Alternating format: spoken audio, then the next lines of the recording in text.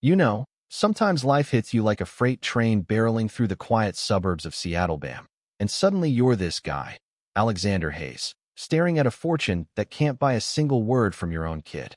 Ethan was 6, born with autism and a spinal thing that left him in a wheelchair, doctors swearing he'd never walk, never talk. Just this silent shadow in our sprawling lakeside house that echoed like a tomb. I'd built empires in tech, closed deals that made headlines. But here I was, 42 and broken, pouring millions into gadgets and gurus who promised miracles but delivered Zilk therapy balls bouncing off walls, speech apps chirping into the void, and me, night after night, whispering stories to a boy whose eyes drifted like fog over Lake Washington, wondering if he even heard me. If I was failing him worse than my ex-wife's ghost ever could. It gnawed at me, that silence not just Ethan's, but mine too, the kind that turns a man into a ghost in his own home, replaying every what if like a bad loop. What if I'd fought harder for custody? What if I'd seen the signs sooner?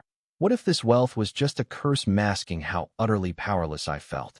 I'd grill specialists over coffee-stained reports, their clipped, realistic expectations tasting like defeat. And yeah, I'd laugh it off sometimes, hell. I'd joke to my one buddy left, at this rate, I'll bankrupt us funding a robot to hug him. But inside, it was a storm, churning guilt and rage, because Ethan wasn't broken, he was just locked away, and I couldn't find the damn key. Then, out of nowhere like one of those rainy Seattle mornings that sneaks up soft, Sofia Ramirez showed up, this 28-year-old with tired eyes and a backpack slung low, fresh off losing her mom to some drawn-out hospital nightmare down in Tacoma. She wasn't a therapist, just a housemaid gig to pay bills, but man, she moved through that house like she belonged, dusting shelves without fanfare, humming old mariachi tunes under her breath while folding Ethan's blankets just so. No pity smiles, no forced games. She'd just sit nearby, flipping through a magazine, letting the quiet be quiet, and I'd catch Ethan's fingers twitching less, his gaze lingering on her shadow instead of the floor. One afternoon, she's wiping down the kitchen island. Ethan's wheeled up close, and she notices him perk at the faucet's drip-drip, like it's the first real music he's heard in years. "Hey, kiddo," she murmurs, casual as pie. "You like that sound, huh?" Kinda like rain on the roof back home. No big reveal, just her twisting the tap slower, watching his hand uncurl first time I'd seen it in months and me, frozen in the doorway, heart thumping like I'd chugged 3 espressos.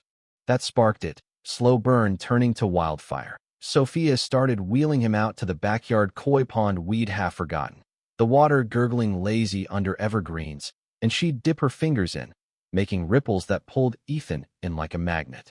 I'd hover, skeptical another fad, but then one humid evening, sun dipping gold over the Cascades, she's easing him to the edge in a little floatie vest, water lapping his toes, and he giggles actual, bubbly giggles, short and sharp like popping corn.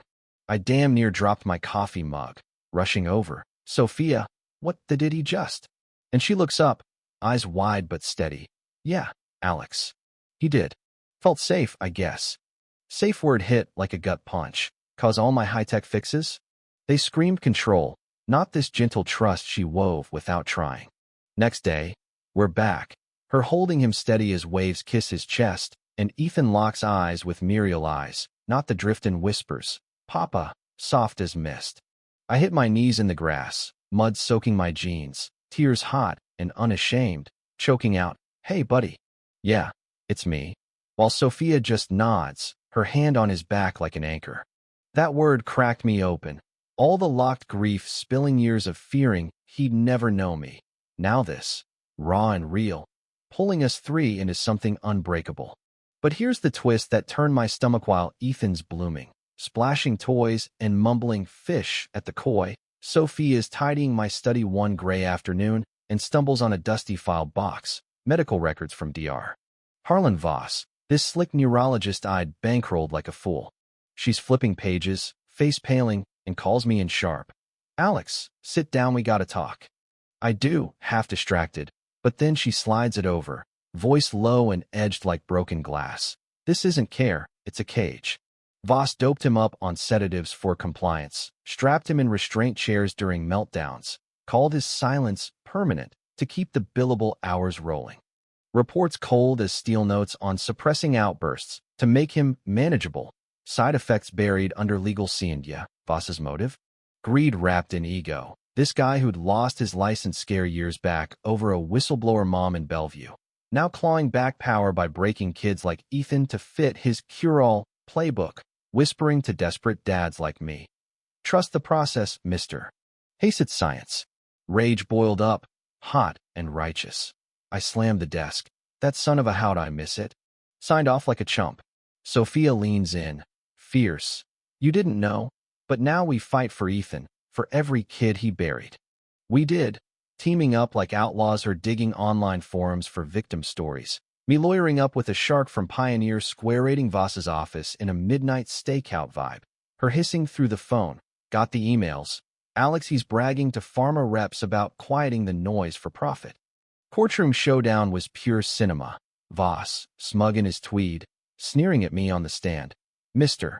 Hayes, your boy's progress is placebo-rich delusions. And me firing back, voice steady but venom-laced. Placebo? That's rich from a guy who peddled poison for paychecks. Ethan's laughing now. Doc, without your chains. How's that for science? Jury ate it up, Voss crumbling under cross-exam like wet cardboard, license yanked, slammer bound for fraud and endangerment. Us walking out to flashes and cheers, Ethan's small hand in mine, whispering win like it was the sweetest word yet. Fast forward a couple years, our house alive now at 10, sketching koi and wild blues across the fridge, calling Sophia Mama Soft, over pancakes, me actually sleeping without the what-ifs clawing my chest, and we're at this community gala in Pioneer Square, spotlights hot. Ethan up there in a tiny suit, pinning a resilience award while the crowd hushes for his line. My voice? Started with ripples. And her. Points to Sophia, tears streaking her cheeks as they announce her adoption papers official, ink dry, family for real, and I'm front row, grinning like an idiot, the three of us tangled in hugs that smell like rain and crayons. But here's the rub that keeps me up some nights, even now. We won, sure, but how many Ethans are still out there, silenced by suits chasing quotas in a system that profits off pain? Is justice just for the loud ones with lawyers, or do we gotta burn it all down to hear the quiet? Drop your take below. Hot's one fight in your neighborhood that's got you raging, right or wrong. Hit like if this hit home, subscribe for more real talk reckonings, and yeah, let's keep rippling.